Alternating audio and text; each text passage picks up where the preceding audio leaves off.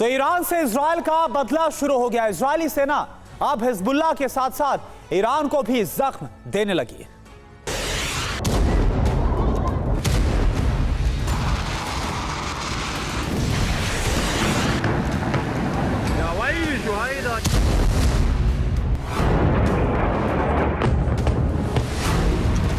Lebanon के अंदर ये वज्रपात सिर्फ हिजबुल्लाह पर नहीं हो रहा है, बल्कि ईरान को भी चोट पहुंचाई जा रही है।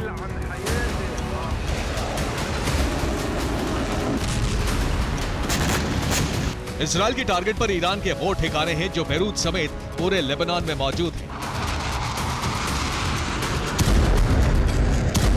ईरान जिन ठिकानों के जरिए हिजबुल्लाह की मदद करता है, अब इजराइल ने उसे भी समतल करना शुरू कर दिया है।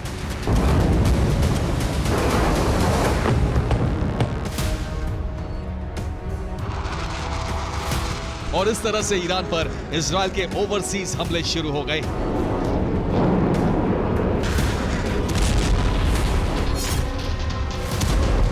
बीती रात इजराइल ने लेबनान के बहुत बड़े भूभाग में अब तक का सबसे बड़ा हमला किया।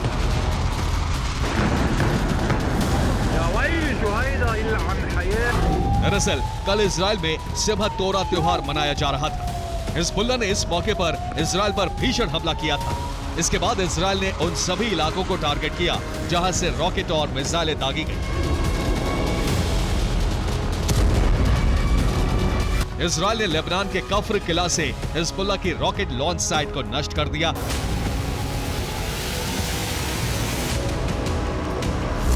लेबनान के लैलाकी इलाके में आईडीएफ ने 4 बम गिराए।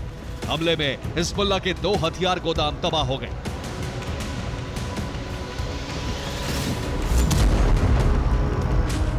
दक्षिणी लेबनान के तायर में इजराइल ने हिजबुल्लाह की कमांड पोस्ट को ध्वस्त कर दिया।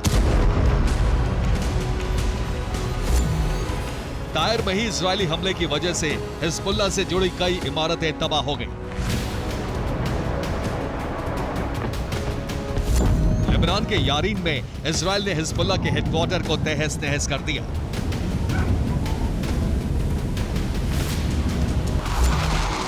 इजराइल ने सबसे खतरनाक और भयावह हमला लेबनान की राजधानी बेरूत में किया।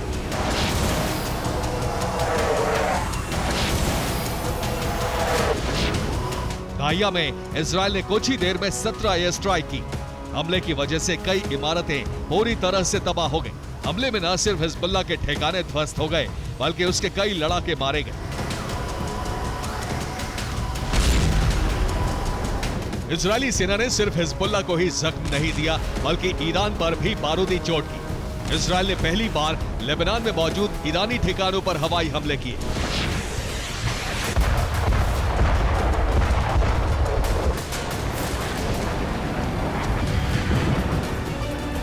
आईडीएफ ने ईरान स्पॉन्सर्ड न्यूज चैनल अल मयादीन के दफ्तर को ध्वस्त कर दिया।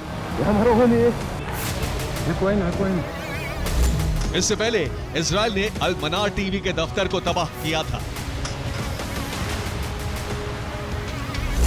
दोनों ही हिजबुल्लाह समर्थक मीडिया हाउस हैं, उन्हें फंड ईरान देता है। यही वजह है कि इजराइल ने इन्हें टारगेट किया। इजराइल ने अल मयादीन के दफ्तर के पास ही मौजूद ईरानी दूतावास पर भी हमला किया। हमले में ईरानी दूतावास की इमारत को नुकसान पहुंचा है। ईरानी ठिकानों को टारगेट कर इजराइल ने अपनी मंशा साफ कर दी है कि अब ना तो ईरान बचेगा और ना ही उसके प्रॉक्सी।